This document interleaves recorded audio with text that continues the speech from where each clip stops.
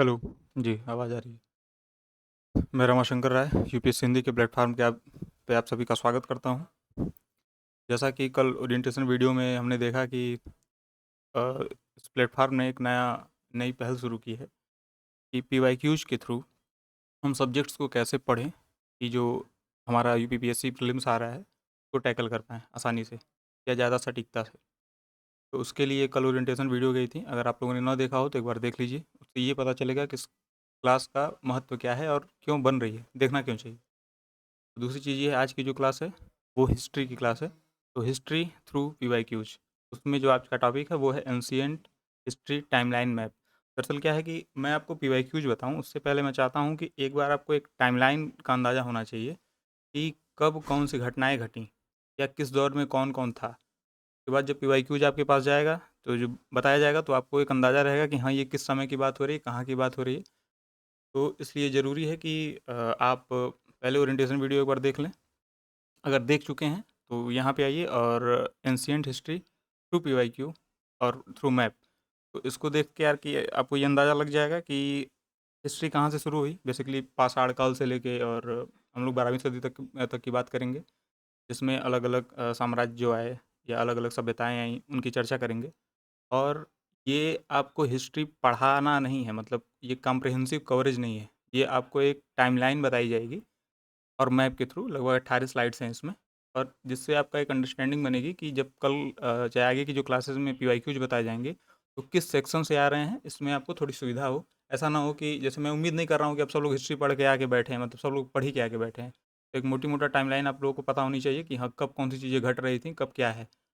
और जो ये पीडीएफ है, अगर आप लोगों ने उत्साह दिखाया तो ये आप लोगों को उपलब्ध करा दी जाएगी। तो अगर हम शुरू करें तो सबसे पहला है, हाँ, आज 2 बातों का ध्यान रखना है हमको। एक तो आवाज़ थोड़ी क्लियर आनी चाहिए और दूसरी ये है कि इंग्लिश कीवर्ड्स का प्रयोग करना है, जैसा कि कल कमेंट्स में आप लोगों ने मेंशन किया था।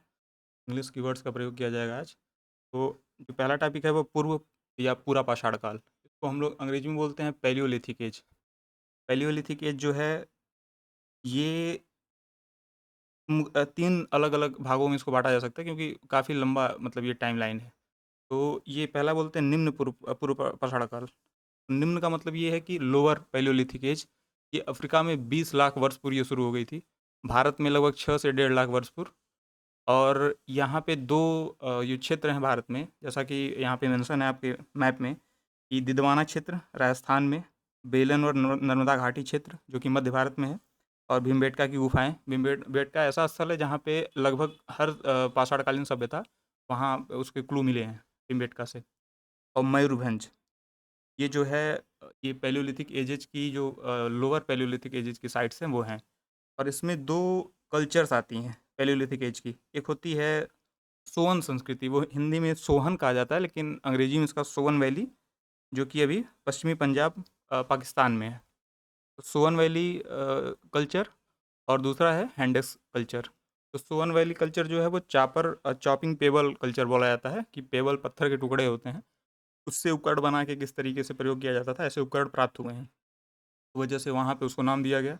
और दूसरा हैंडेक्स संस्कृति है, जो हस्त कुठार बोल सकते हैं, हैंडेक्स हिंदी में, तो वो पाई गई है बदमुद्रे अतिरपक्कम से प्राप्त की गई है। इसके बाद अगला देखा जाए तो मध्यपुरा पाषाण काल या मिड पैलियोलिथिक एज। तो उसमें भारत में ये लगभग 1.5 लाख वर्ष से 35,000 ईसा पूर्व बीसी में शुरू हो चुकी थी, या पाई जाती है इस दौरान 1.5 लाख से 35,000 ईसा पूर्व के टाइम पे। और पत्थर की पपड़ी का इसमें जो फलक है उसका प्रयोग किया जाता है। स्क्रैपर, क्लीवर, ये अलग-अलग उपकरणों के नाम हैं, पत्थर से ही बनाए जाते हैं। लेकिन ये पाया कहाँ जाता है ये देखना ज़रूरी है। ये नर्मदा, तुंगभद्रा, दक्षिणवर्ती क्षेत्रों, मुख्यतः नेवासा, महाराष्ट्र, सिंहभूम, दिदवाना और भीमबेटका, ये इसकी साइट्स हैं। एक इसमें इम्पॉर्टेंट फैक्ट ये है कि भाषा की जो शुरुआत मानी जाती है, जो हम लोग लैंग्वेज बोलते हैं, वो इसी दौर की मानी जाती है, ये दिख रहा है, चलिए अच्छी बात। मध्यपुरा पाषाण काल में ही या मिड पैलियोलिथिक एज में ही लगभग 50,000 ईसा पूर्व, 50,000 बीसी, ये इस टाइम पे मानी जाती है कि ये भाषा की शुरुआत तब हुई थी। आगे आते हैं तो उच्च पुरा पाषाण काल या upper palaeolithic age. Upper palaeolithic age में क्या है कि ये सबसे अच्छी विशेषता ये मानी जाएगी कि ये इसमें पत्थर के फलकों का ब्लेड का आकार दिया जाने लगा। अभी खुरचनी वगैरह यूज की जाती थी खुरचने के लिए, पेबल्स यूज किए जाते थे। अब उसको ब्लेड का आकार दिया जाने लगा और स्क्रैपर, प्यूरिन, मतलब ज़्यादा इस तरीके से प्रयोग किए जा रहे हैं। इस तरह के उपकरण प्रयोग किए जाने लगे। और रेनुगुंटा जो कि रेनुगुंटा और कुरनूल ये आंध्रा में है, और भीमबेटका और दिदवाना, तो भीमबेटका एमपी में है, दिदवाना राजस्थान में है। यहाँ से इसके क्लू प्राप्त हुए हैं। अगला है कि मध्य पाषाणकालीन जो माइक्रोलिथ, मध्य पाषाणकाल या मेसोलिथिक एज बोला जाता है, तो माइक्रोलिथिक कल्चर भी बोला जाता है, क्योंकि मेसोलिथिक एज में माइक्रोलिथिक उपकरण यूज किए जाते थे। माइक्रोलिथ क्यों? क्योंकि ये छोटे होते थे, छोटे छोटे और शार्प उपकरण या मतलब इक्विपमेंट्स यूज किए जाते थे पत्थर के बने हुए। तो इस वजह से इसको माइक्रोलिथिक कल्चर भी बोला जाता है, या मेसोलिथिक एज में माइक्रोलिथिक कल्चर। उनकी विशेषता क्या थी? ये खाद्य संग्राहक थे। इसका क्या माना जाता है कि 10,000 ईसा पूर्व से ये शुरू हो गई थी, लगभग लगभग ये पाई जाती है। और नौपाषाण जब न्यूलिथिक एज शुरू हुई तब तक ये चली। वही आगे भी पॉइंट में लिखा हुआ है कि सूक्ष्म पाषाण संस्कृति है, माइक्रोलिथ इसमें पाए जाते हैं। और इसके जो उदाहरण मिलते हैं वो कहाँ कहाँ से मिलते हैं? जैसा कि हम लोग जानते हैं कि बागोर और आदमगढ़ एमपी में है, राजस्थान का बागोर है। पशुपालन का प्राचीनतम साक्ष्य इन दोनों जगहों से प्राप्त होता है, लगभग 5,000 ईसा पूर्व, 5,000 बीसी का। दक्षिण उत्तर प्रदेश में ये पाए जाते हैं, दक्षिण भारत के कृष्णा के दक्षिण में पाए जाते हैं। इसके जो प्लेसेस हैं, इसकी साइट्स हैं। अब दक्षिण उत्तर प्रदेश में साइट्स कौन सी हैं? इंपॉर्टेंट हैं, क्योंकि भाई उत्तर प्रदेश यूपी पीसीएस का एग्जाम दे रहे हैं हम लोग। सराय नाहर राय, महादहा, दमदमा, ये तीनों प्रतापगढ़ में है। फिर आता चौपनी मांडो, ये है प्रयागराज में। और फिर आता लेखैया, जो कि मिर्ज़ापुर में है। अब आगे जो हम देखेंगे वो है ये मेसोलिथिक एज का मैप है, मेसोलिथिक एज का। ये जो साइट्स हैं इसकी देखिए, तो थोड़ा हम जूम कर दें, दिख रहा है? हाँ ठीक है। अब बागोर की बात हुई है राजस्थान में, भीमबेटका की बात हुई है, भीमबेटका की बात हुई है, आदमगढ़ की बात हुई है, दमदमा, महदहा, सराय नाहर राय, लखैया, चौपनी मांडो, महागारा, बिरभानपुर। ये इसको पॉइंट करिए, जब हम लोग एमसीक्यू करेंगे उसमें देखिएगा इसका एज है, मतलब एग्जैक्टली पूछा गया है कि अब पैसरा बिहार में पाया जाता है। तो बिरभानपुर, पैसरा, सराय नाहर राय, दमदमा, महदहा, महागारा, चौपिन मांडो, ये सारे जो स्थल हैं, आदमगढ़, भीमबेटका, बागोर, रतनपुरा, लोटेश्वर, ये मेसोलिथिक एज के स्थल हैं। फिर आगे आती है न्यूलिथिक एज। तो अभी हम लोग आए हैं कि जो पूरा पाषाण संस्कृति थी वो लगभग अफ्रीका में 20 लाख साल पहले से शुरू हो चुकी थी। फिर भारत में वो दिखती है 6 लाख साल पहले से, वो ख़त्म हो जाती है और 10,000 साल पहले तक चलती है। 10,000 साल से चलता है मेसोलिथिक एज या मध्य पाषाण संस्कृति, वो नवपाषाण के शुरू होने तक चलती रहती है। अब आता है नवपाषाण काल। तो इसमें भी जैसे अलग-अलग जगहों पे टाइमलाइन अलग-अलग पाई जाती है। जैसे पश्चिम एशिया में जो है, पश्चिम एशिया क्या है? पश्चिम एशिया सीरिया हो गया, टर्की हो गया, आपका इराक हो गया, ये सारी जो जगहें हैं ये पश्चिम एशिया मानी जाती हैं। तो पश्चिम एशिया में नवपाषाण की शुरुआत मानी जाती है ये 9,000 ईसा पूर्व, 9000 बीसी। और भारतीय उपमहाद्वीप में, इंडियन सबकॉन्टिनेंट में ये 7000 बीसी पे मानी जाती है। और इसका जो प्रमाण पाया जाता है वो मेहरगढ़ में पाया जाता है 7000 बीसी में। फिर क्या है, विंध्य के उत्तर में नौपाषाणी स्थल जो हैं कि वो 5,000 ईसा पूर्व से प्राप्त हुए। विंध्य के उत्तर मतलब जहाँ आज हम लोग रह रहे हैं, उत्तर प्रदेश जहाँ पे है, और आधा एमपी कह सकते हैं, राजस्थान और इधर बिहार तक की जो है वहाँ पे पाया जाता है 5,000 ईसा पूर्व। इसके साक्ष्य मिलते हैं कि नौपाषाणकालीन संस्कृतियाँ पाई जाने लगी। तो नौपाषाण काल में महत्वपूर्ण चीज़ें क्या होती हैं? कृषि स्थायी हुई, पशुपालन, कुम्हार की चाक पाया गया। मेहरगढ़ में जो कृषि है वो 7,000, यहाँ पे एग्जैक्ट क्लियर नहीं हुआ है लेकिन 7,000 है, ये 7,000, 7,000 ईसा पूर्व या कृषि। दूसरा क्या है? पालिस्तार पत्थर के औजार। ये औजारों में विशेषकर जैसे हम लोग औजारों का देखा जाए तो मध्य पाषाण काल की खासियत क्या थी? माइक्रोलिथ, सूक्ष्म पाषाण। और जो न्यूलिथिक एज है, जो नवपाषाण काल है, इसकी जो खासियत है वो है पालिशदार औजार। मतलब औजार है लेकिन उसको पालिश किए हैं। पालिश कैसे करेंगे? तो जो फैट्स होती हैं, पशुओं की वसा होती है, उससे पालिश किया जाता था।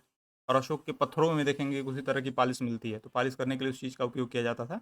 तो विशेषकर कुल्हाड़ियाँ जो पालीदार बनाई जाती थीं, तो इस तरह के औजार आपके न्यूलिथिक एजेज में प्राप्त हुए हैं। लेखन की कला दिखनी शुरू हुई, बुनाई दिखनी शुरू हुई, ये न्यूलिथिक एज में। फिर आता है ये कुछ इस मैप में स्थल दिए हैं, जैसे उत्तर भारत में स्थल कौन-कौन से हैं? बुर्जहोम, गुफकराल। मध्य गंगा घाटी में कौन से हैं? चिरांद है, लौरादेव है, चिरांद है। उसके बाद विंध्य क्षेत्र में है। में कोल्डिहवा में चावल 6500 ईसा पूर्व प्राप्त हुआ था। कृषि का प्राचीनतम साक्ष्य एक नए जो लहुरादेव का संत कबीर नगर में पड़ता है, इसका महत्व क्यों है? क्योंकि कृषि का प्राचीनतम साक्ष्य 9000 से 2000 बीसी में प्राप्त हुआ लहुरादेव से। तो ये नई मतलब खोज के तहत ये माना जाता है कि लहुरादेव में प्राचीनतम चावल के या कृषि के प्रमाण मिले।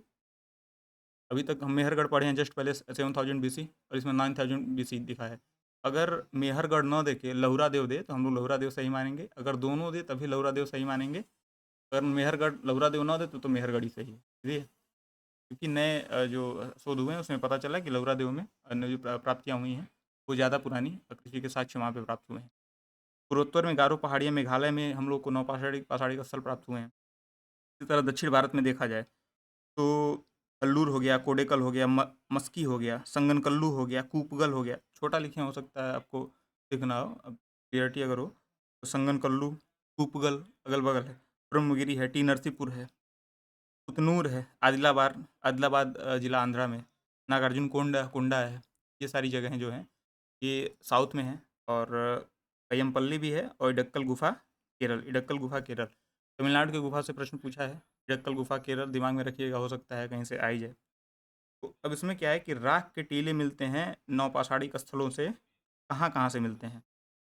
तो मैंने वो गोले बनाए भी हैं, जैसे उतनूर में मिलता है, संगनकल्लू में मिलता है, इसी के नीचे है कूपगल, उसमें भी मिलता है, और कोडेकल में मिलता है। तो ये दिमाग में रखना है, किनारे लिखे भी हैं, उतनूर, संगनकल्लू, कोडेकल, कूपगल में राख के टीले ऐश माउंट्स पाए जाते हैं, ठीक है।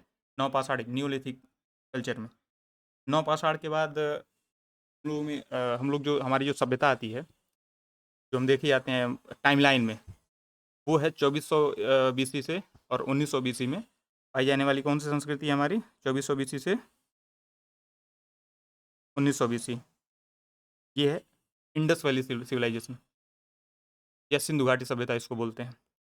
अब इसमें एक कमाल की बात ये है कि अभी हम लोग टाइमलाइन में ये पहले आती है, लेकिन उपकरण के मामले में ये एडवांस है। वो कैसे? वो इस तरह से, क्योंकि जो ताम्रपाषाणी संस्कृतियाँ हैं या कैल्कोलिथिक जो एज आती है, जिसमें हम तांबे का औजार यूज करते हैं, तो तांबे का औजार होना ऐसा चाहिए कि कांसे से पहले ही उपयोग हो, लेकिन शायद हो सकता है कि तांबे के पहले जो उपयोग है उस तरह की संस्कृतियाँ हम लोग को प्राप्त अभी तक नहीं हो पाई हैं। तो हम लोग को जो टाइमलाइन में ऐसा मिलता है कि कांसे की संस्कृति या ब्रॉन्ज एज सिविलाइजेशन माना जाता है आपको सिंधु घाटी सभ्यता को, तो ये हमको पहले मिल जाती है 2400 से 1900 ईसा पूर्व। और इसके बाद या इसके पैरेलल ही ताम्रपाषाणी संस्कृतियाँ विकसित हुई। तो कह सकते हैं कि टेक्निकली एडवांस थी सिंधु घाटी सभ्यता, और बाकी जो ताम्रपाषाणी संस्कृतियाँ थी ये टेक्निकली लोअर थी, मतलब थोड़ी कमज़ोर थी उसके मामले में। और नगरीय सभ्यता थी सिंधु घाटी सभ्यता। इसके मैप दिखाने का पर्पज़ यही है कि इसके स्थल आपको ध्यान होने चाहिए, कौन चीज़ें कहाँ पे हैं। तो भारत में अगर देखा जाए तो आप यहाँ ध्यान से देखिएगा, वहाँ पे हाइलाइटेड दिखेगा, काकीगढ़ी दिखेगी आपको, फिर रोपड़ दिखेगा। रोपड़ वो स्थल है जो भारत में सबसे पहले आज़ादी के बाद उत्खनित हुआ, ठीक है।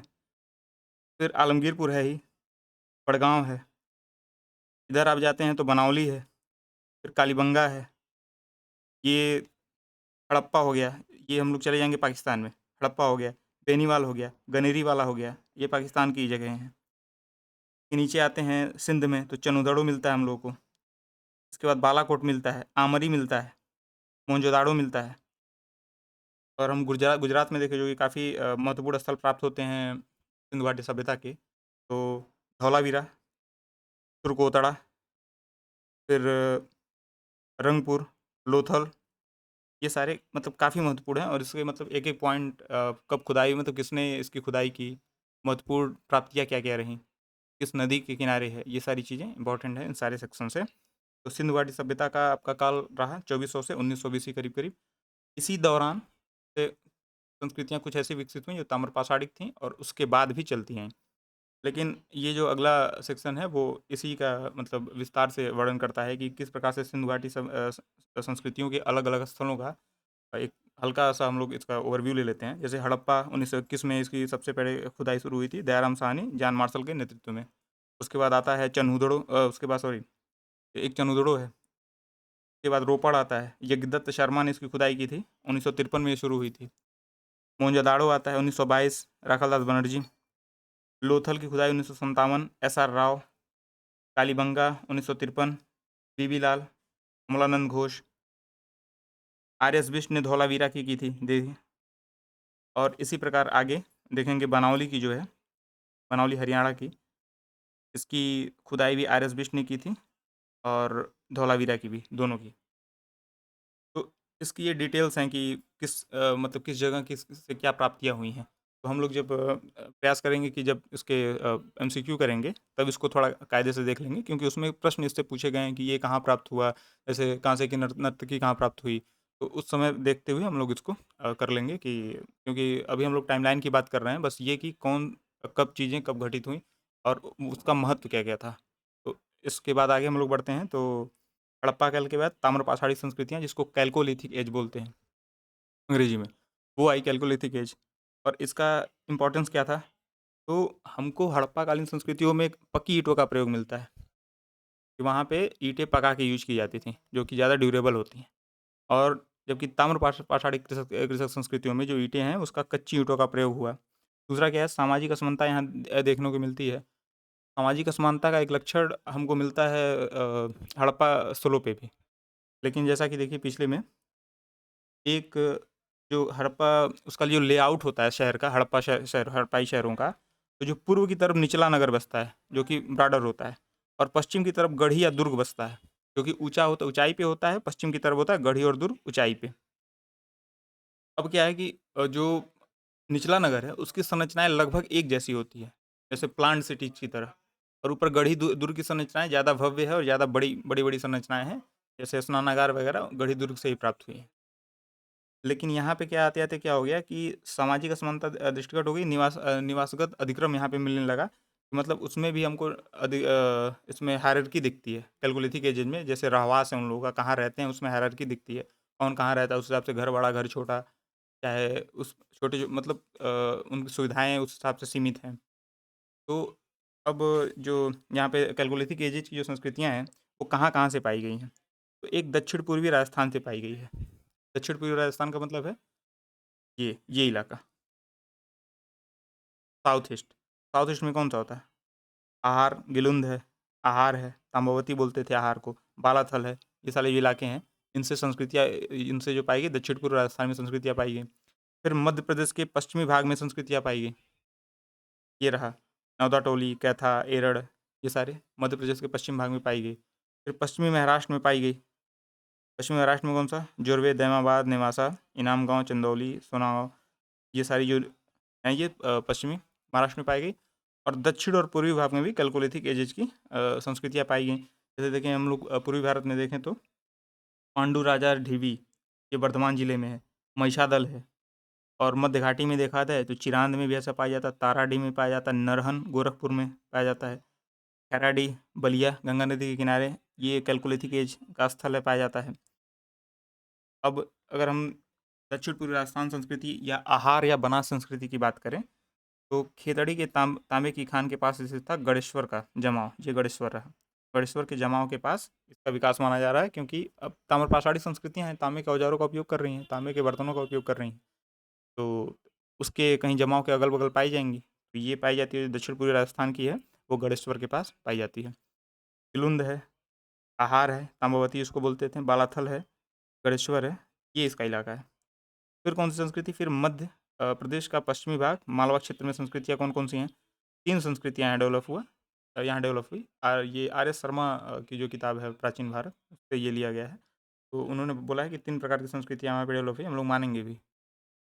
कैथा संस्कृति है 2000 से 1800 ईसा पूर्व, मालवा संस्कृति है 1700 से 1200 ईसा पूर्व या बीसी, और आहार संस्कृति है लगभग सेम टाइम की।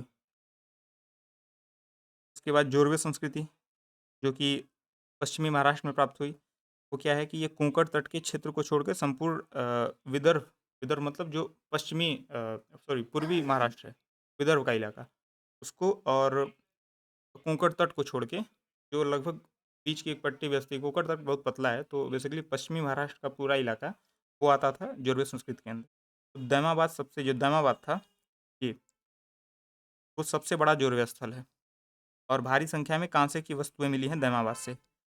और जोरवे संस्कृति मूल रूप से ग्रामीण ही थी, लेकिन इनाम गांव और दैमाबाद की बस्तियां नगरीकरण के स्तर तक पहुंच गई थी धीरे धीरे एडवांस होते होते। मृदभांड की बात की तो वहाँ पे काले एवं लाल मृदभांड का प्रयोग किया जाता है और गंगा यमुना के दोआब में गैरिक मृदभांड संस्कृति भी पाई जाती है इसके साथ पाषाणी संस्कृतियों के साथ। ये जो पॉइंट अगला लिखा कि ताम्रपाषाणी संस्कृतियाँ प्राक हड़प्पाई, मतलब कुछ संस्कृतियाँ ऐसी पाई गई जो हड़प्पा काल के पहले से भी उसके कुछ प्रमाण मिलते हैं। जैसा कि बताया गया ना कि हो सकता है हम लोग कांसा बनता ही तांबा से, तो तांबा बनाने वाली संस्कृतियाँ कांसे से पहले ही बनी होंगी, लेकिन हम लोग को प्राप्त नहीं हुई, कुछ प्राप्त हुई हैं, तो उसको प्राक हड़प्पाई संस्कृति बोलते हैं। कुछ संस्कृतियाँ जैसे ऐसा था कि जो ऐसा देखिए कि ये जो इलाका है, यहाँ पे सिंधु घाटी सभ्यता विकसित हो रही है। के साथ-साथ भी इधर ताम्रपाषाणी संस्कृति है, इधर ताम्रपाषाणी संस्कृति है। कहीं-कहीं वो साथ-साथ में यहाँ ताम्रपाषाणी संस्कृति है विकसित हो रही है।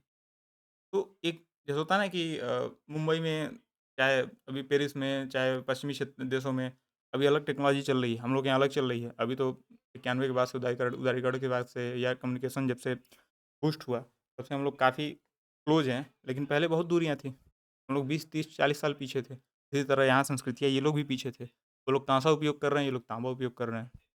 अभी खास संपर्क के भी प्रमाण नहीं मिलते हैं, कहीं-कहीं मिल रहे हैं, कहीं नहीं मिलते हैं। तो तीनों प्रकार की संस्कृतियाँ यहाँ पाई जाती थी, प्राक हड़प्पाई, समकालीन और कनिष्ठ समकालीन।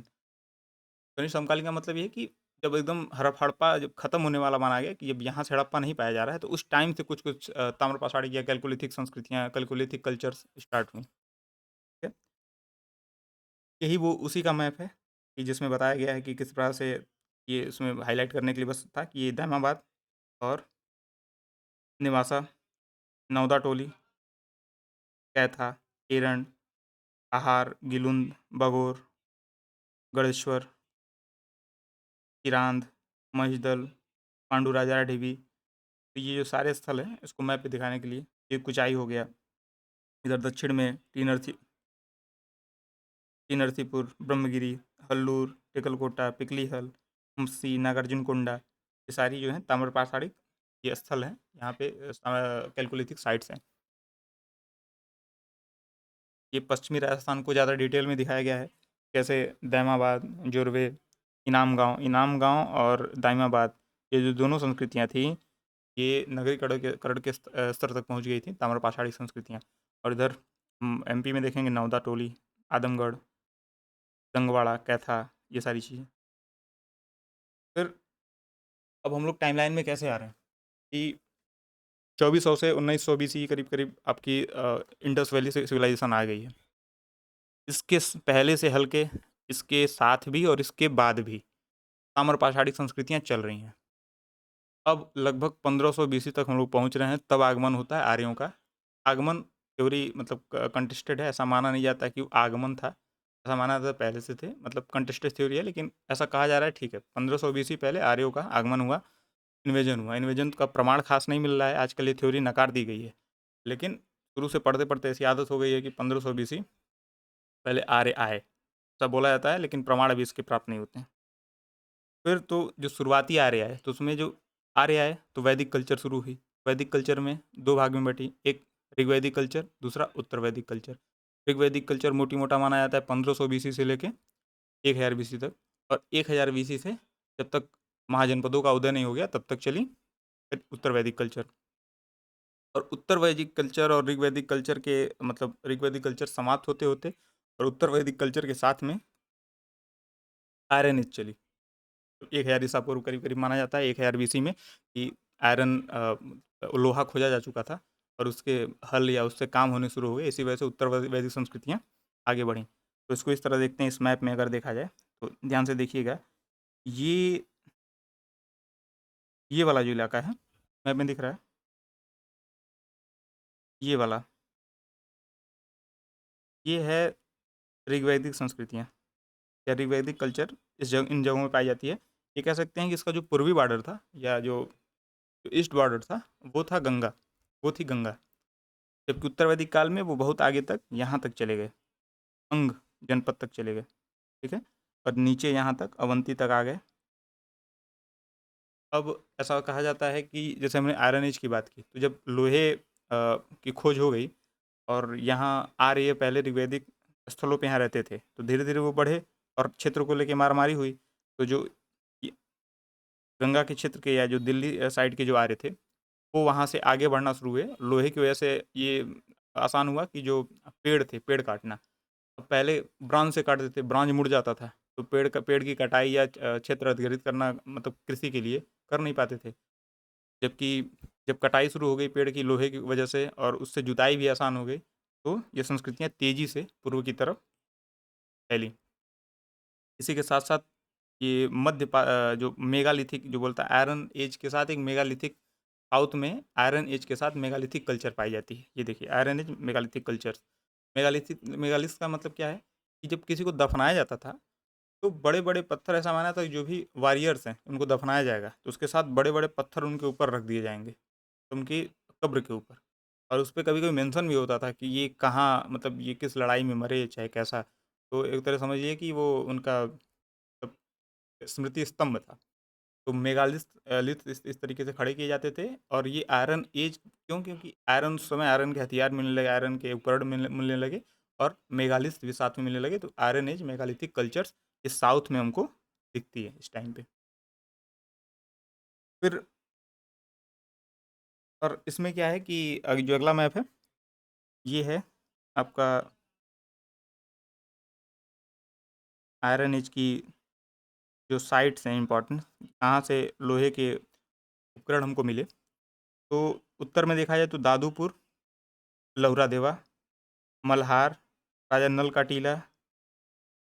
दक्षिण में देखा जाए तो हल्लूर हो गया कर्नाटक में, बदगल हो गया कर्नाटक में। बदगल नौपाषाढ़ में भी था, आपको ध्यान होगा तो। और आदि चनल्लूर ये जो है, और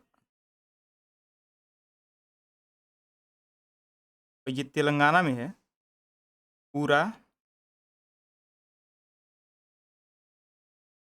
गुट्टा, पूरा गुट्टा जगह है, तेलंगाना में है, मुलुगु डिस्ट्रिक्ट में।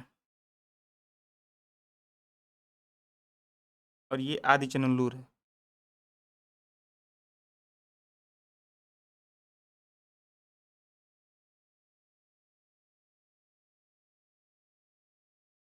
कभी कभी ये मिलाने के लिए दे देता है कि इसमें से मतलब आयरन एज सिविलाइजेशन कौन सी नहीं है, या आयरन एज साइट्स कौन कौन सी नहीं है। नौपाषाढ़ के साथ ये इसमें दे देगा। तो इस वजह से ये हल्का सा ध्यान आप, मतलब एक बार रट्टा नहीं मारना है, एक बार इसको ऐसे पढ़ लेंगे, देख लेंगे, तो धीरे धीरे क्लियरिटी आ जाएगी। आगे चलते हैं। ये हमारा उत्तर वैदिक समाप्त हो चुका है। अब उत्तर वैदिक का वेद है, चाहे जो बाकी चीज़ें हैं, ये सारी चीज़ें हम लोग आएंगे, हम लोग एमसीक्यू करेंगे तो उसमें देखेंगे, क्योंकि वो डिटेल हमको, मतलब साहित्य की डिटेल हम लोग नहीं देख रहे हैं, हम लोग टाइमलाइन की डिटेल देख रहे हैं। टाइमलाइन कैसे कैसे आगे बढ़ी, और उसके आगे आयरन एज के साथ आगे आता है उत्तर वैदिक काल समाप्त होता है, और उत्तर वैदिक काल के समाप्ति के साथ महाजनपदों का उदय होता है। तो महाजनपदों का उदय होता है, जैसा एमसीक्यू में भी आप देखेंगे कि सबसे इंपॉर्टेंट जो चीज़ें होती है महाजनपदों की, वो 3 चीज़ें होती हैं। इसकी अवस्थिति, ये सिचुएटेड कहाँ पे है, कौन किसके पश्चिम में है, कौन किसके पूर्व में है, ये आप ध्यान देंगे।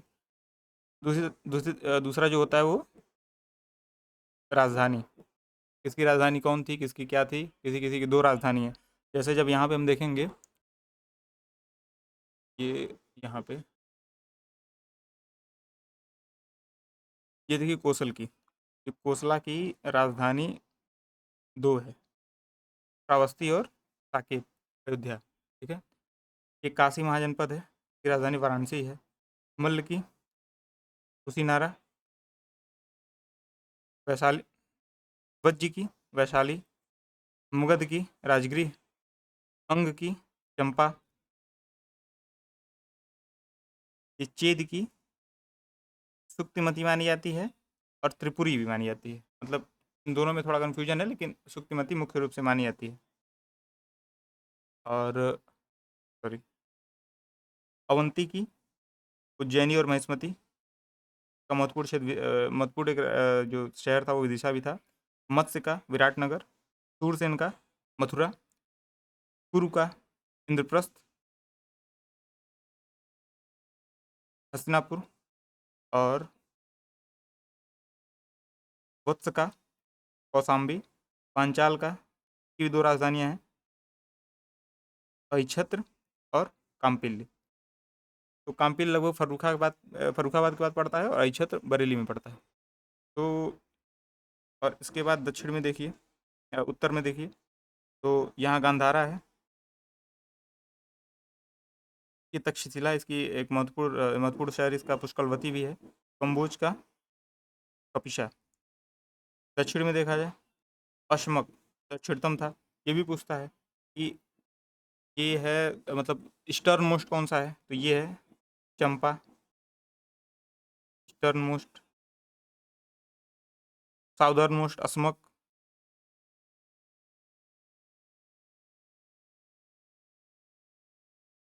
और नादर्न मोस्ट, तो ये कम्बोज।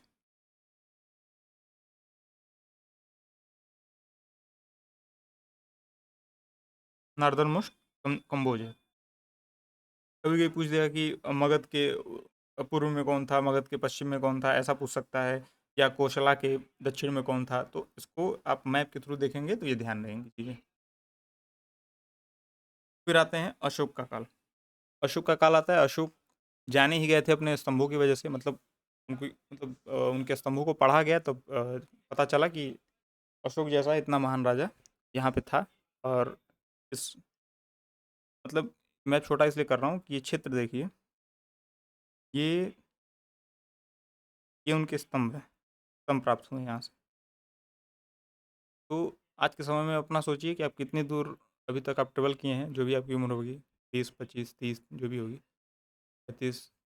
और वो अशोक, वो राजा उस समय में 300 BC की बात हो रही है, क्षेत्र को कैसे कवर किया और अपने स्तंभ कैसे लगवाए, क्या स्केल रही होगी, क्या आर्मी रही होगी, ह्यूमन रिसोर्सेज कैसे रहे होंगे, ये देखने वाली बात है। खैर, इसमें हम लोग सबसे मुख्य रूप से दो चीज़ें चिन्हित करेंगे। एक है मेजर रॉक एडिक्ट्स, जो होता है प्रमुख शिलालेख, जो मेजर रॉक एडिक्ट्स हैं।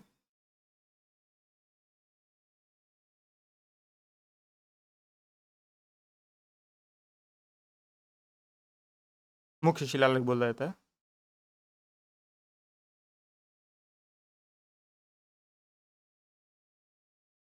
ये 14 माने जाते हैं। ठीक है। अब ये है 14, क्या 14 होने का मतलब क्या, 14 जगह से पाए जाते हैं।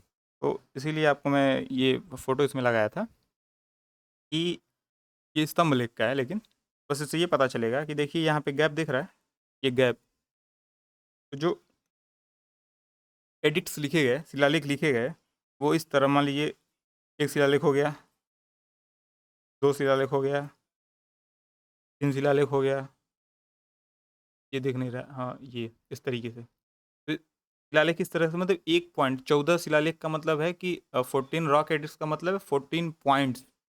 और वो नेसेसरी नहीं है कि एक, मतलब एक ही लाइन का होगा, 4, 5, 6, 7, 8, मतलब बड़े बड़े हैं शिलालेख। यहाँ पे देखिए स्तंभलेख में जैसा लिखा हुआ है, इस तरह से रॉक एडिक्ट्स में भी ये पाया जाता है। तो 14 पॉइंट्स हैं, जैसे ये 14 मुख्य शिलालेख का मतलब क्या है, 14 पॉइंट्स हैं। और ये शिलालेख है, मुख्य शिलालेख, ये पाए गए हैं 10 स्थानों से, 10 स्थानों से। इसको मैप में लोकेट करेंगे हम लोग, और उसके बाद देखेंगे कि स्तंभ लेख, स्तंभ लेख इधर चर्चा कर लेते हैं। मेजर पिलर एडिक्ट्स, ये कितने हैं, एक को छोड़ के सब में 6 हैं, और एक में 7 हैं। इसका मतलब क्या है, लगभग सब में 6 पॉइंट हैं, और एक में 7 पॉइंट है। ये कितने जगहों से पाए गए हैं, ये 7 जगहों से पाए गए हैं। उसको भी मैप में हम लोग लोकेट करेंगे। कैसे लोकेट करेंगे? देखिए, यहाँ पे दिया गया है मुख्य शिलालेख के लिए बिंदु बनी है। तो कांधार में मुख्य शिलालेख था, शाहबाजगढ़ी, मानसेहरा, कलसी में। शिलालेख का मतलब क्या है कि रॉक होगी उस पे वो लिखे गए हैं। कलसी है। फिर उड़ीसा में 2 पाए जाते हैं, धौली और जौगढ़। धौली है पुरी में, जौगढ़ है जंगम डिस्ट्रिक्ट में। फिर आता है ईरागुड़ी, सन्नति और सोपारा और गिरनार। कितने हो गए? 1 2 3 4 5 6 7 8 9 10। ये 10 मेजर रॉक एडिक्ट्स के स्थल हैं। फिर आते हैं, इसको मिटा देते हैं, चाहे कलर चेंज कर लेते हैं अभी।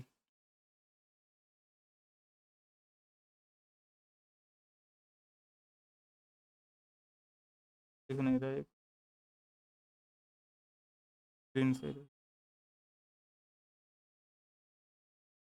हम्म पिलर एडिक्स की बात करें, 7 स्थानों से पाए गए हैं। तो कहाँ कहाँ से देखेंगे हम लोग? कैसे?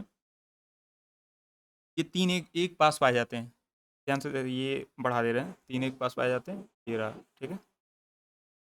लौरिया अरेराज, लौरिया नंदनगढ़, ब्रह्मपुरवा, ठीक है। ये 3 पिलर, मेजर पिलर एडिक्ट्स यहीं से पाए जाते हैं। 3 इधर हो गए। फिर इधर आते हैं, तो एक होता है दिल्ली मेरठ स्तंभ, एक होता है दिल्ली टोपरा स्तंभ। 5 हो गए। अब कहाँ खोजा जाए?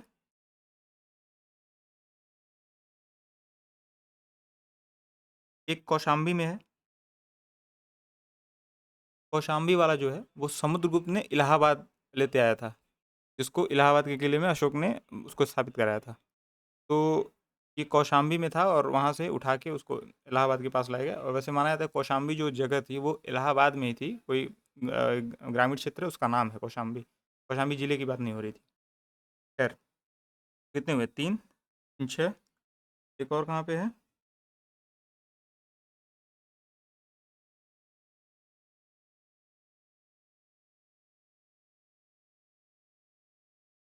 एक कंधार में है। कंधार में शिलालेख के साथ भी स्तंभ भी है। ये 7 स्थल हो गए। इसमें एक क्वेश्चन तो यही बन जाएगा कि ऐसा कौन सा स्थल है जिसपे मुख्य शिलालेख और मेजर मतलब पिलर एडिक्ट और मेजर रॉक एडिक्ट दोनों पाया जाता है? वो कंधार है, ठीक है। और बाकी जो सारे हैं, में एक इम्पॉर्टेंट पॉइंट ये है कि जो हम बोले थे कि मेजर पिलर एडिक्ट में 6 मतलब 6 एडिक्ट सब पे लिखे हैं, मतलब 6 पॉइंट लगभग पाए जाते हैं। लेकिन एक 7 जो एक्स्ट्रा पाया जाता है वो दिल्ली टोपरा वाले पे पाया जाता है। ये दिल्ली टोपरा वाला है, 7 पाए जाते हैं। बाकी 7, बाकी जो 6 एडिक्ट बचे वो उस पे पाए जाते हैं 6-6 पॉइंट्स, तो उन बाकी 6 जगहों से। तो ये अशोक का टाइम हो गया। अशोक लगभग 300 बीसी या उसके कुछ पहले से पाया जाता है, मतलब 300 बीसी, मतलब 300 तीसरी सदी ईसा पूर्व में वो मिलता है अशोक। अशोक के बाद अशोक का जो जैसे बिंदुसार हुए, के बाद अशोक हुए, जैसे चंद्रगुप्त मौर्य, बिंदुसार, अशोक के बाद जो आया, मौर्य के बाद जो आए वो आए शुंग। शुंग के समय और कौन कौन से, जैसे शुंग के बाद उसको बोलते हैं मौर्योत्तर काल। मौर्योत्तर काल में कौन कौन राज्य या कौन कौन से डायनेस्टीज एक साथ थी? तो शुंग थी, सॉरी, शुंग, सातवाहन, केदी, चोल, पांड्य, चेर, यहाँ उत्तर पश्चिम में अर्जुनायन, शक थे, इंडो ग्रीक थे, टीबी थे, पर्थियन थे, कुषाण थे, यौधेय थे, जो कि पंजाब क्षेत्र में पाए जाते थे टाइम पे। यहाँ पे मुख्य रूप से ये देखना है कि अक्सर ये जैसे ये लगभग 500 साल का लेखा जोखा है। लेकिन जो आने का, विदेशियों का आने का क्रम था, तो सबसे पहले आए थे इंडो ग्रीक। इंडो ग्रीक के बाद कौन आया? के बाद आए थे शक। के बाद आए थे पोलो या पर्थियन। फिर आए कुषाण। ये आने का क्रम है, ये तो पीसीएस में डायरेक्ट पूछा भी था और ये मतलब थोड़ा महत्वपूर्ण है। मतलब हो सकता है कि एलिमिनेशन में किसी कमेंट में आ जाए, एलिमिनेट करने में वो आपका रूल हो जाए कि हम एलिमिनेट कर देते हैं इसका, जो उसका जो क्रोनोलॉजी है वो गलत दी रही है। तो ये इसके लिए इंपॉर्टेंट है। इस टाइम पे कभी कभी आता है कि शुंग के समय और कौन सी डायनेस्टीज मतलब में प्रेजेंट थी। तो चेद थी तो हाँ थी भाई, चोल भी थे पांड्या भी थे, चेर भी थे, सातवाहन भी दिखते हैं। तो 200 बीसी से 300 एडी का ये मैप है, जो बताता है कि ये शक्तियाँ इस टाइम पे, पावर्स इस टाइम पे वर्क कर रही थी, इस टाइम पे प्ले कर रही थी अपना काम। फिर इसके आगे 300 एडी से 600 एडी। तो हम लोग को जैसे अगर थोड़ा बहुत इतिहास हम जानते हैं तो पता है कि 300 एडी के बाद से गुप्त आगे, और गुप्त के साथ वाकाटक थे, क्योंकि जो चंद्रगुप्त द्वितीय की जो पुत्री थी प्रभावती गुप्त, उनका विवाह वाकाटक नरेश के साथ हुआ था। इसी समय उड़ीसा के समय में उड़ीसा साइड में नल थे, वहीं पितृभक्त भी थे। गोदावरी डेल्टा में माठर थे, कृष्णा डेल्टा में विष्णुकुंडिन थे, पल्लव थे ही, बाढ़ थे, कदम्ब थे। तो इसमें रट्टा नहीं मारना है, बस इस मैप को देखना है, ये टाइम देखना है, टाइमलाइन देखनी है कि 300 एडी से 600 एडी के बीच गुप्त थे, वाकाटक थे, नल, पितृभक्त, माठर, विष्णुकुंडिन, बाढ़, पल्लव, कदम्ब। देख लेना है, हो सकता है एग्जाम में याद आ जाए, काम बन जाएगा, कितना करना है। उसके बाद हम जानते हैं कि जो प्राचीन काल का कई सारी किताबों में यहाँ से जब हर्ष आते हैं, हर्ष के साथ समाप्त कर दिया जाता है। हर्ष खैर थोड़ी देर बाद आते हैं, लेकिन यहाँ पे समाप्त किया जाता है। हालांकि पूर्व मध्यकाल इसमें जोड़ा गया है, तो एंशियंट हिस्ट्री के साथ ही पूर्व मध्यकाल, जो कि 600 से 1200 माना जाता है, को इसमें जोड़ दिया गया है। तो हम लोग और आगे इसमें जाएंगे टाइमलाइन देखते हुए। वो ये है कि 550 से 700 एडी में कौन कौन से शक्तियाँ यहाँ पे काम कर रही थी। तो पुष्यभूति, जो कि हर्ष के लिए फेमस है, हर्ष थे। मौखरी कौन था? हर्ष की बहन थी राजश्री, उनकी उनका विवाह हुआ था मौखरी नरेश गृहवर्मन से। इनको ये जो पाल थे यहाँ के,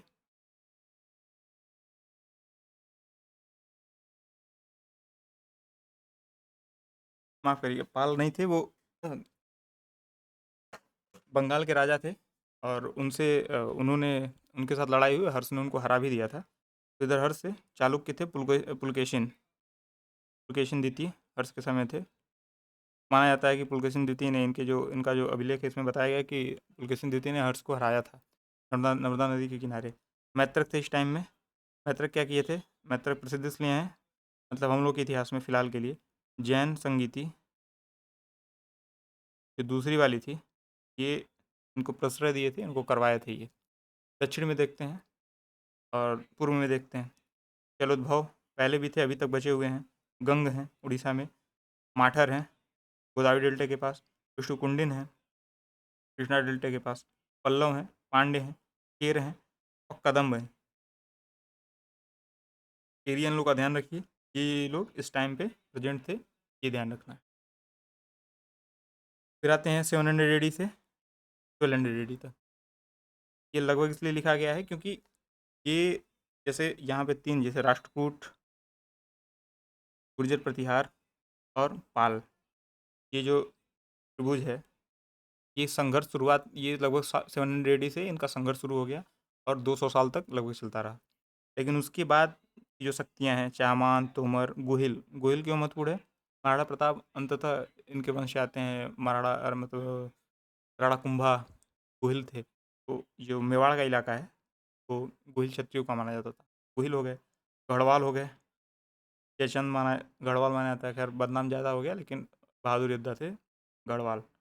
चामान थे, तोमर थे, चंदेल थे बुंदेलखंड के, इसको जेजाक भुक्ति कहा जाता था बुंदेलखंड को।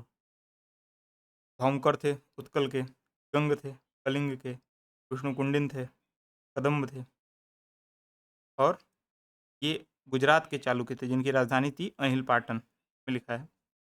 अब क्या है कि अ, एक चीज़ और है कि हम लोग हिंदू शाही वंश की बात करते हैं कि गजनवी जिनको हराया था, तो वो शाही वंश है पश्चिम उत्तर भारत में, यहाँ पे वो भी दिखा है। और इसी समय घुरिद डायनेस्टी डेवलप हो रही है धीरे धीरे उस टाइम पे। गोरी जिसे बिलोंग करता है, घुरिद डायनेस्टी, वहाँ पे डेवलप हो रही है। ये जो 5 लगभग 5 साल 500 साल का जो समय है, उसमें ये शक्तियाँ एक साथ काम कर रही हैं। गुर्जर प्रतिहार, राष्ट्रकूट और पालों के जो त्रिकोणीय संघर्ष था, अंततः माना जाता है गुर्जर प्रतिहार प्रिवेल किए और उसके बाद धीरे-धीरे वो भी मतलब मिट गए। हालाँकि चहमान, तोमर, गढ़वाल ये शक्तियाँ प्रबल हुईं धीरे-धीरे। गुहिल, इधर गुहिल का इलाका ही लगभग 11वीं सदी में या 11 से 11वीं सदी की बात है, गुहिल काफ़ी प्रबल होके ये सारे इलाके कवर कर लिए थे इन्होंने। जो सिंध का इलाका है और इधर आपका राजस्थान का जो इलाका है। उसके बाद चामान प्रबल हुए तो उन्होंने तोमरों को दबाया दिल्ली के, गढ़वालों से लड़ाई उनकी चली और अंततः यहीं से हमारा इतिहास डिसाइड होता है कि दिल्ली पे दिल्ली की गद्दी पे विदेशी शासक आके विद्यमान होते हैं। उनका सबसे पहले गोरी आया था, रुका नहीं। उसके बाद कुतुबुद्दीन ऐबक मतलब फिर दिल्ली सल्तनत की शुरुआत हो जाती है। गजनवी के आक्रमण से हम लोगों को दिक्कत नहीं होती, हम लोग का राज्य नहीं गया था। लेकिन गोरी की जब गोरी आया उसके बाद से हम लोगों ने जो एक सेंटर था दिल्ली, उसको गँवा दिया। धीरे-धीरे बाकी चीज़ें भी चली गईं। तो जो अगला मैप है ये बताता है कि हम लोग दक्षिणापथ और उत्तरापथ की बात करते हैं। समुद्रगुप्त की एक उपाधि थी, सकल उत्तरापथनाथ स्वामी। मतलब समुद्रगुप्त का सेंटर यहाँ रहा होगा कुछ, पाया था कि सकल उत्तरापथ, ये उत्तरापथ है, सकल उत्तरापथ नाथ स्वामी और ये आपका दक्षिणापथ है, ये जो जा रहा है। हाइलाइटर का यूज़ करते हैं, ये देखिए, ये जो जा रहा है ये उत्तरापथ है। ये कौशाम्बी से शुरू होता था, उज्जैन गया और उज्जैन से भारूकच्छ एक रास्ता जाता था और दूसरा रास्ता उज्जैन से महिष्मती और महिष्मती से होकर प्रतिष्ठान पैठण तक चला जाता था। ये ध्यान रखना है, कभी भी पूछ देता है कि दक्षिणापथ पे कौन अवस्थित नहीं था और महत्वपूर्ण है ये दक्षिणापथ। और उत्तरापथ इतना ज़्यादा बड़ा है कि आप बस एक मैप में ध्यान रखिए कि जो उत्तर की चीज़ें वहाँ रहेंगी, लेकिन कौशाम्बी को मान लेना है जंक्शन उत्तरापथ और दक्षिणापथ का। कौशाम्बी को इसलिए आपको ध्यान रखना है और उज्जैन को ध्यान रखना है क्योंकि यहाँ से 2 रास्ते कटते हैं, एक भारूकच्छ या इसको भृगुगच्छ, भारूकच्छ, भरूच बोलते हैं आज इस बंदरगाह को, भारूकच्छ। और वही उज्जैन से दूसरा रास्ता महिष्मती और प्रतिष्ठान या पैठण की तरफ जाता है, ये ध्यान रखिएगा।